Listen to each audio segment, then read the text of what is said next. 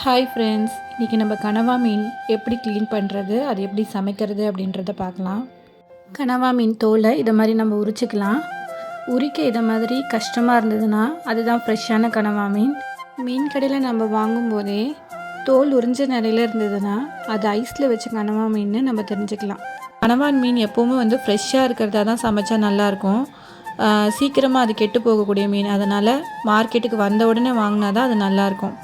2-3 நாள் பழசான மீன் நமக்கு ஒரு மாதிரி ஸ்மெல் வரும். இதோட உள் பக்கத்தில் கண்ணாடி மாதிரி ஒரு ஓடு இருக்கும், அதை எடுத்து போட்டுருங்க. இப்போ இதை மாதிரி குறுக்கால கட் பண்ணிக்கலாம். குறுக்கால கட் பண்ணிக்கிட்டு நடுவில் ஜெல்லி மாதிரி இருக்கும், அதை நல்லா க்ளீன் பண்ணிக்கலாம். எல்லோரும் ரிங் டேப்பில் போடுவாங்க. எனக்கு க்ளீன் பண்ணுறதுக்கு இது தான் வசதியாக இருக்குன்றதுனால குறுக்கால கட் பண்ணி நடுவில் நல்லா க்ளீன் பண்ணிக்கலாம். சில நேரத்தில் இடையில நரன்னு மண் கூட இருக்கும்.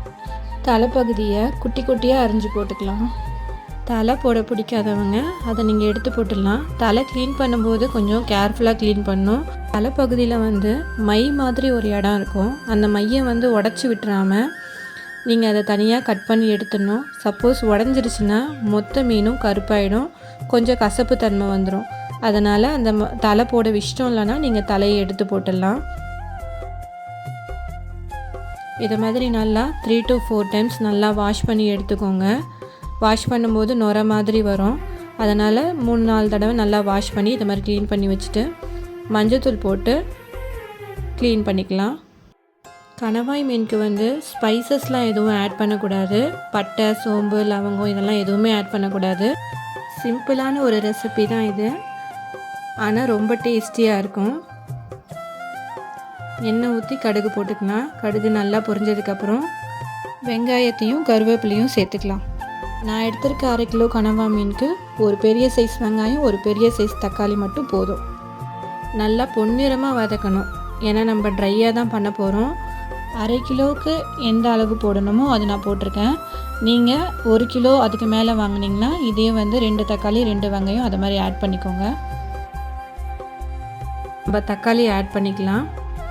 இஞ்சி பூண்டு பேஸ்ட் ஆட் பண்ணிக்கலாம். ஆட் பண்ணி நல்லா வதக்கி எடுத்துக்கலாம். இப்போ தட்டு போட்டு மூடிட்டு நல்லா வதங்கட்டும். நல்லா வதங்கினதுக்கப்புறம் 2 ஸ்பூன் மிளகாத்தூள், தேவைக்கேற்ப உப்பு சேர்த்துக்கலாம். இப்போது நல்லா வதக்கினதுக்கப்புறம் கணவாய் மீன் அதில் ஆட் பண்ணிக்கலாம்.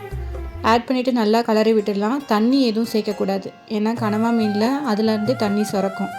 தண்ணி சேர்க்காமல் நல்லா கலரி விட்டுட்டு நம்ம மூடி போட்டு மூடிடலாம். ஒரு 5 நிமிஷத்துக்கு அப்புறம் நம்ம திறந்து பார்த்தா இது மாதிரி தண்ணி சுரந்துருக்கும். இந்த தண்ணியே நம்ம பண்ண போகிற கனவா ட்ரைக்கு கரெக்டாக இருக்கும்.